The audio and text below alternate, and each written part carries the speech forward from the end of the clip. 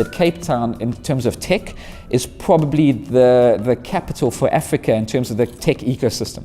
Parce que Cape Town est souvent présenté comme une belle porte d'entrée sur le reste de l'Afrique. C'est un des trois pôles économiques, notamment au niveau des startups avec Nairobi et Lagos. On dit que c'est une bonne porte d'entrée sur le reste de l'Afrique. A lot of innovation happens specifically from Cape Town. Cape Town is, by a lot of experts, Cape Town is considered to be, as you said, the most mature, most developed entrepreneurial ecosystem out of all the African ecosystems. If you just look at the sheer number of businesses that are receiving venture funding, if you're looking at the number of incubators we have in Cape Town in comparison to any other African city. I mean, there's probably about 30 or 40 incubators around in the tech space. Most of them early stage and ideas and stuff.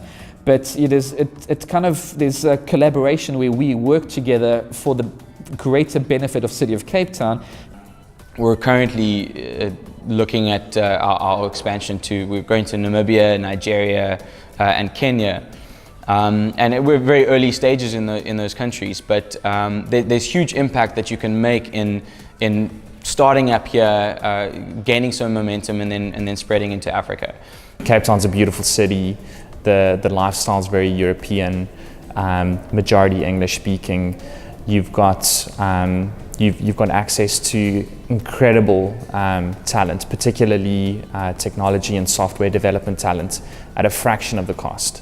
We have so much funding available here. So I think there was an interesting stat where it said that 60% of all venture capital, angel funders, or tech-related financing actually is from Cape Town itself, and the other 40% is distributed between Joburg and other cities around South Africa.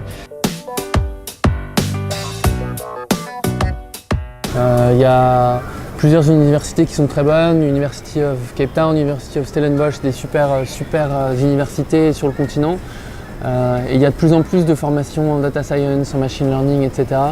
Mais pas assez, et on espère que ça va se développer d'autant plus dans les années à venir. Et je pense que ça va être le cas, parce que je pense qu'il y a de plus en plus d'engouement pour l'entrepreneuriat. But certainly I think that what we need in South Africa is a little bit more backing, a little bit more willingness from investors overseas to put some money into the country, But the biggest challenges is, I've got to say, funding, but funding on a smaller scale. It's the smaller projects. So, for example, 10,000 euros to 40,000 euros. That amount that allows the cool idea or the innovation to actually really ramp it up to a stage where it goes from a POC to a product that could almost be sold to market and has enough functionality to test it out so it gets some traction. South Africa has got a past of the legacy that comes in. So we come from apartheid. So it's been 23 years. So we're a country in the transition. So it's a country in the development. So part of the infrastructure, it was not there before. So we cannot be unequal. That equal is not going to be possible. And if you look at now, the formal structure, it becomes better, and the township becomes still remain the same. So how can I address that? Is through technology, through access, through information. That enables that a person who's in township see himself that is part of the globe and is part of the businesses. So I can speak about that because it's what I see. I don't need stats for that. Stats can say what it wants to say.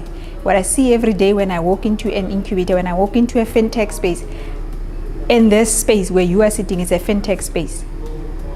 There's few women. There's an incubator running there. Now we've got Techstars, 10 companies. None of those companies owned by women. Khayelitsha is the second biggest township in South Africa. There's about 1.5 million staying there.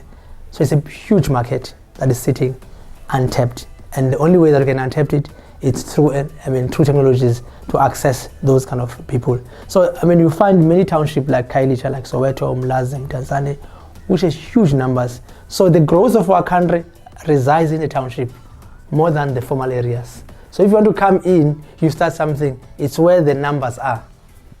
South Africa is the hub of Africa, and we need to actually acknowledge that and actually stand up and make it work. I think South African businesses needs to be up there. We can't let other businesses rule that space. It's our country, so we need to rule that space. So it's kind of an exciting time for us in the country to embrace technologies and use it to advance our life. Thank you.